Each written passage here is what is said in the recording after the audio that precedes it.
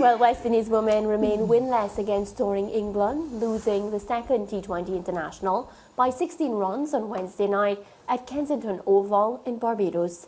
England posted 141 for 6 of their 20 overs, led by Sophia Dunkley's runner ball 43 and Maya Butcher's 24 of 15 deliveries. Windies skipper Hayley Matthews led the bowlers with 3 for 15. The Caribbean women had a quick start in their pursuit of 142 for victory, but stumbled in the middle overs, losing wickets at regular intervals and eventually ended on 125 for 8 of their 20. Afi Fletcher top scored with 18, while opener Elia Alleyne added 16. Charlie Dean was the pick of the English bowlers with 3 for 22, while Lauren Bell took 2 for 21. Nikhil Uttamchandani was in commentary and he joins us to review the match. Good afternoon. Hi, Mariah. How are you? I'm okay, just struggling with the cold, but we're going to talk some cricket now. And the West Indies women, 2 out of 2 losses so far. They still have 3 matches to go. What did you make from what you saw of the women? Yeah, I think difficult from West Indies' perspective. I mean, England, anytime they come to the Caribbean, it's always a pretty big home series. And I think the performances just haven't been there. Obviously, coming off of that last series against New Zealand, where I thought, they fought well. And even though they lost the series 3-1, they tied a game, won the last T20 international. In this one, I think in the first 2 T20s, they've just been outplayed. Simple as. And the fact that England could drop 2 of their best players in Nat Siva and Sophie Eccleston, who's the world #1 T20 international bowler, and still find a way to win so convincingly in the end, I think that tells you all you need to know about their depth. And I definitely think, yes, we talk about the India and the Australias in terms of the top of the T20 game, but remember, this England team just beat India at home a couple months ago, and I think they're going to be a favourite heading into that T20 World Cup next year.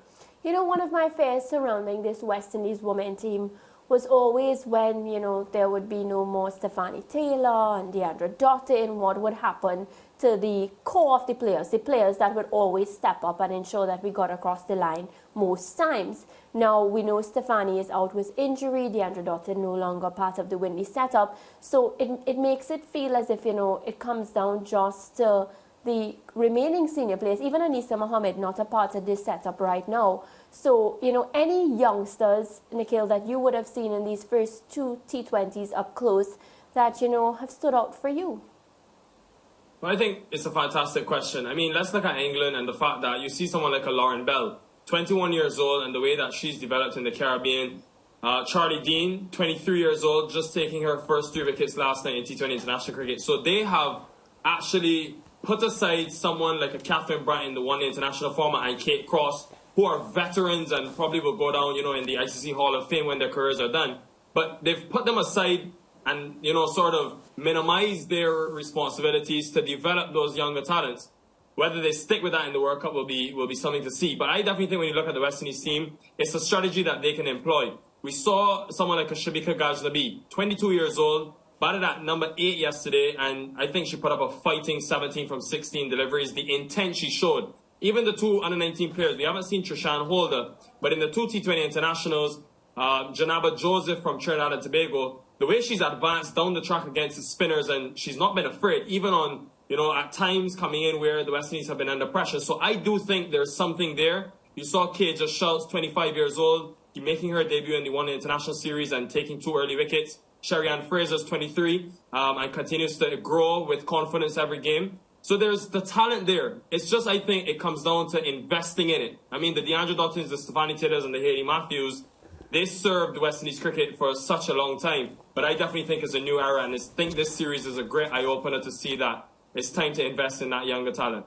Yeah, Nikhil, this isn't the first time I've heard you talk about investing in some of the youngers. You spoke of Janava Joseph just now and Trishan Holder, both under 19s, and probably looking to go to the inaugural under 19 Women's T20 World Cup early next year. But are you suggesting that you think that they should have or been given bigger roles in this current setup and maybe even more of the under 19s given an opportunity ahead of the under 19 World Cup next year? Well, I think it's a tricky one because I think, Lance, there would have been a hard balance as to, obviously they have a camp going on now in Antigua, the under-19 girls, so they want to get them ready for that T20 World Cup, the first of its kind. But personally for me, just in my opinion, I think the best way of learning is being around that international game and actually, learning from a Hayley Matthews, learning from Shemaine Campbell, who's been there for a while, Shakira Selman, who's just played 101 internationals. So I think you have to strike a balance, but definitely I would have liked to see a bit more of the under-19s worked into the squad, because I think that's the only way you can develop. Someone like a Charlie Dean, she made her debut in January of this year, but she's just been around the squad, and the first time she's actually getting to bowl in T20 international cricket, and we're seeing how talented she is on conducive tracks at the Kensington Oval. So I think England have shown the West Indies, exactly why they have to invest in that talent. And surely, I think it would help the West Indies under-19 team and their chances in that World Cup if they had that opportunity of spending time around Courtney Walsh and that senior team a bit more during this year. Yeah, the 141 for 6 that they limited the English team to in this second T20, Nikhil, was encouraging. And from a competitive standpoint, this may have been a better showing for the West Indies girls. Is it that based on that second T20 performance that we could expect maybe for the West Indies to win Saturday's third game and at least keep the series alive? Well, I think it's one that they have to win, Lance. But definitely Hayley Matthews will take confidence from the way herself and her spinners bowled. 14 overs for the spinners, 6 wickets at an economy of 6. I think they could possibly play the extra spinner in Keja Schultz, who they have in the squad, just to continue with that spin. These are conducive tracks for spin. They've been on the slowest side at the Kensington Oval. And I think you saw from both teams, the spinners took 10 out of 14 wickets. So that is the way I think they can win the game. But ultimately, they bowled well in this series in both across the ODI and T20 internationals. But it's the batting that has to come to the party, because this England team, as they've shown, whether it's the starters or the reserves that play, they find a way to score runs and put runs on the board, and that is an area where the West Indies have struggled. That 125 that they scored is the highest T20 international score in 11 innings. It's just 125. We just saw India and England and Australia chasing scores north of 180. So that tells you how sort of far that gap is and how far the West Indies batting team is away. But definitely think, there's always that optimistic chance. You've got 4 Bajans in that squad, and they're playing in front of that home crowd. So you never know, but the batting has got to come to the fore if they want to have a chance of winning.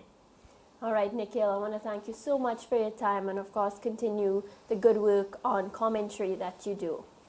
Thank you so much, and let's wish them all the best. Thanks. Let's take a break. We'll be back.